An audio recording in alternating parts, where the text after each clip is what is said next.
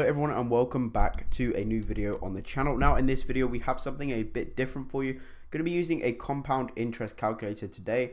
This is on the investor.gov website by the looks of things. It was just one that came up when I searched for compound interest calculator.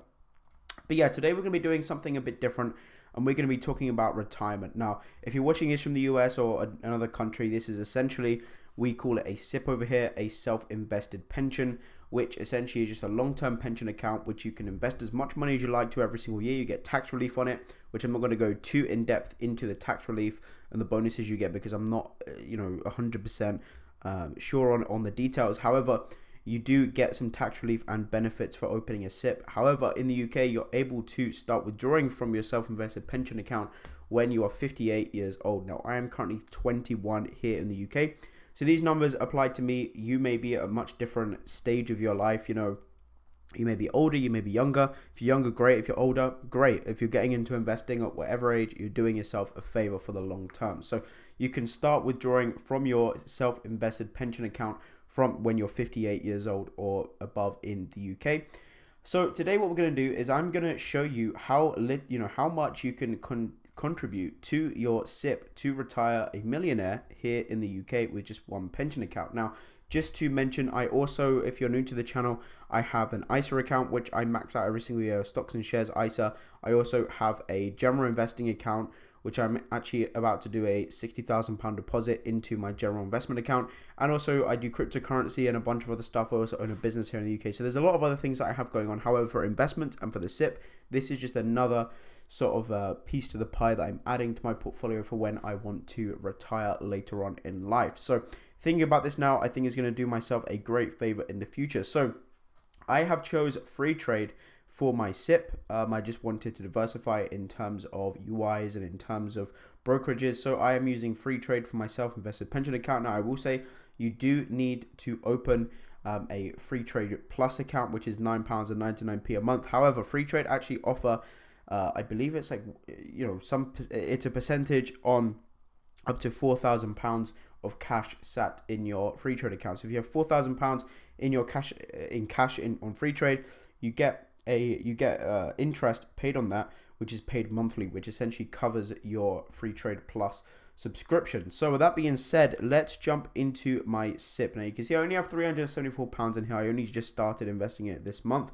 However, I've worked out if I go ahead and deposit £170 every single month, which just comes out to over £2,000 a year in this account, then I will have a lot more money in here than what is currently in here. So I've gone ahead and chosen some of these stocks here. I've gone ahead and chosen the S&P 500, World Dividend, and FTSE 100. S&P 500, again, it's slow and steady. However, this tracks pretty much the entire US economy, so I thought it was pretty risk-free.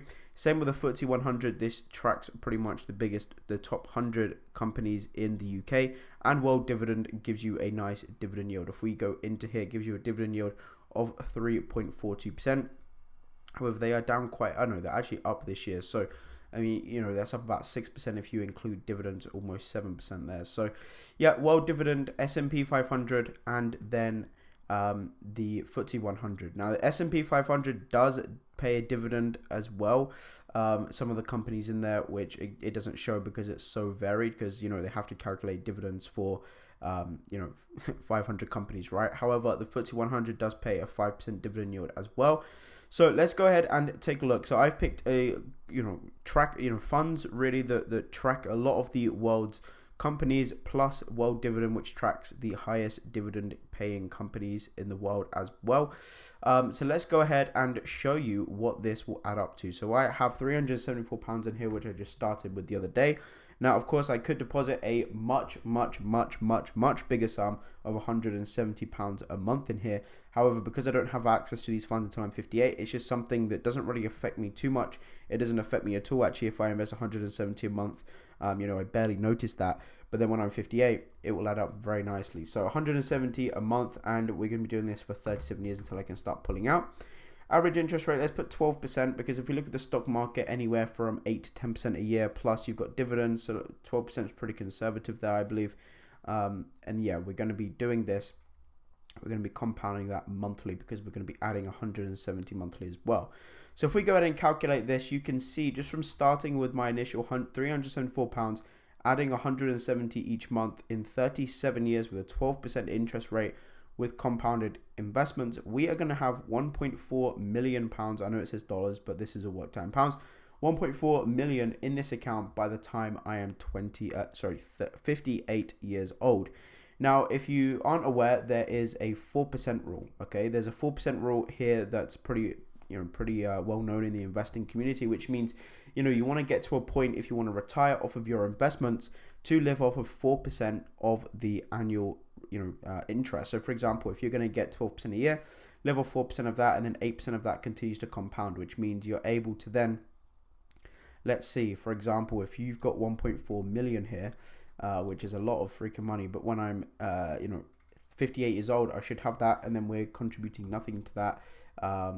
Yeah, again, let's just put this at an average rate of, let's say, 8%. You're essentially essentially you're going to be making a good amount of money on that. So if we're doing 8%, and let's say we're doing a contribution of whatever that is, so let's bring up my calculator actually, and we can show you how much you'll be living off. So if you have 1.4 million, 1.4 million, and you pretty much live off of 4%, you're going to be living off 56,000 a year. That is essentially the salary that you're able to take from your pension whilst you are able to grow 1, 2, 3, 4, 5, 6, 7. So then you're able to pretty much grow that at 112k per year. So you've got an additional 112k compounding in this every single year, and you're able to pull out 56k without it affecting your portfolio whatsoever, and you're able to still grow that. So 21, just by investing 170 per month, for the 37 years that we have remaining, and we get an interest rate of 12%, and we calculate that monthly or compound monthly, you can see that we will end up with 1.4 million. Now, if we change some of these, so for example, if you go ahead and compound annually, this will look a bit different. And if you do it quarterly, etc., it will sort of look a bit different in terms of the numbers. So it's always better if you can to compound monthly. I mean, if you can compound daily, you get a bit more, but it's not too affected between daily and monthly. So yeah, compound monthly, you're going to end up with a massive lump sum at the end of that year. Now, if you see, to go from 1 million, it's going to take you 35 years to get to 1 million, right? However, if you go ahead and, it will only take you 2 more years to get to 1.4. Now, if we done this for, let's say, 45 years, and you don't put out anything to you for 35 years, you can see that you get to 1 million in year 35. And then from there on, in just 5 years after that, you're going to hit over $2 million. In another 5 years, 3.7. So you can see, when you have more money compounding, it adds up massively. Now, there are a few other investments that I will look adding into this. As you know, if you've watched some of my previous videos, if you haven't, I recommend doing so. Then essentially, I am looking at my long-term plan for stocks really is REITs, because with REITs, essentially, it's investing in real estate without having to deal with contracts, without having to deal with tenants, with property management companies, of people, and just be dealing with illiquid assets. You can buy and sell real estate with a click of a button. You still own properties through your stocks. You gain from capital appreciation, which of course, as the property values go up, of course the stock price does, and of course you get roughly the same yield that you do with owning the property yourself. So you can literally, be online, play Xbox, play PlayStation, or whatever it is, and make cash, and you can see it in your brokerage account versus owning real estate and dealing with all the headaches. So REITs are my long-term play, so I may add some REITs into this account here. Now you can see, if we go to max, you can see I did literally start with like £200 this month, and I topped that up with the first 170 payment was that yesterday? Yeah, yesterday, or the day before even. So yeah, there you go, guys. That is my plan. In 37 years time, I'm essentially pretty much guaranteed to be a millionaire in 37 years. But the problem is, and this is the caveat here, is not many people are willing to wait 37 years. That is a long time. And the way to get around this is to just not look at it every single day. Okay, I like looking at my stock accounts every single day because, I mean, look, I work from home. I could retire right now if I wanted to at 21. So I don't, I play with stocks. I play with everything else I'm doing. I run the business. So you know, I like looking at things every day. I just like playing around with it and researching and messing about. So I look at this fairly often.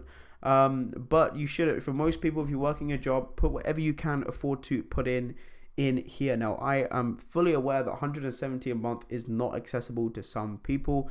If you can afford to put £10, 20, 50 a month into this account, you know, maybe skip going out once a week, or one weekend out of the month. Don't go out with your friends, and instead put that £100 that you'd spend on a night out into your Sipp, and you will thank yourself in 37 years time when you come to retire. You'll be over a millionaire. So there you go. It's guaranteed to be a millionaire in a few years. I mean, the maths does not lie. The stock market returns do not lie. You will be a millionaire when you get 58 if you're able to go ahead and invest as much as you humanly possibly can. Let's say you're 30 years old, right? Let's say you're 30 years old and you've got 28 years left to do it. Well, if we use my numbers, your numbers are going to end up being a bit different. So you may have to go ahead and invest a bit more per month, as much as you can afford. Now, you don't have to be a millionaire, right? You don't have to be a millionaire. You can, whatever you want to live off, right? Just work out what you want to live off, and then use the 4% rule, because the 4% rule is the golden point for most people, unless if you want to be fully retired from your stock portfolio, which I personally know I never will be. Being an entrepreneur, being a business owner, I know I'll always be doing something to make money throughout my life. So, but this is just a nice pot of money to have to fall back on, and it's nice to know that you have that there. So that's my goals. Work out your goals, work out what you're going to do, and you can see this Sipp over today actually hasn't done too well. We're down, you know, maybe like £2 or £3, but again, I only have £300 in here, so it's nothing crazy. But yeah, this will start to stack up very nicely over the next few years. Now, for example, if I dumped in 2K into this and we started right now, and I put in 170 a month for, I think it was 37 years, then these numbers would be a bit higher at 1.5 million. But I mean, between 1.4 and 1.5 million, there's not really much difference when you get to that level. So it's not going to affect you too much there. So yeah, there you go, guys. That's going to be all for the video today. Again, a bit different. Let me know if you want to see more sort of content like this in terms of retirement and Sipps. Yeah, I love talking about this stuff and retirement plans. But yep, thank you all for watching. Hope you enjoyed. Subscribe if you want to, and I will see you on the next video. Goodbye.